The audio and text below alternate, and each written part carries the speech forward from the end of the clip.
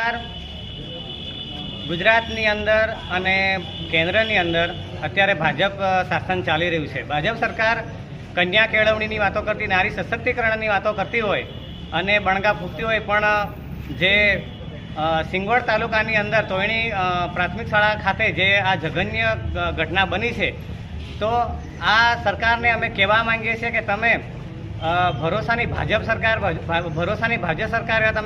તમે સ્લોગન આપો છો, તો તમારા પર અમે સો ભરોસો કરીએ। આજે તમારી સરકારની અંદર અમારી મા, દીકરી, બેટી આજે સુરક્ષિત નથી। જ્યારે દાહોદના સાંસદ શ્રી જસવંત ભાભોરશ્રીના મત વિસ્તારની અંદર એમના ઘરના આંગણાની અંદર જો આવી ઘટનાઓ બનતી હોય અને એ વિસ્તારના જે ધારાસભ્ય શ્રી શૈલેષભાઈ, તો એ પણ આ બાબતમાં કંઈ બોલવા તૈયાર નથી। તો અમે એમને કહેવા માંગીએ છીએ કે તમે જો તમે આ બાળકીને સાચો ન્યાય આપી ના શકો તો તમે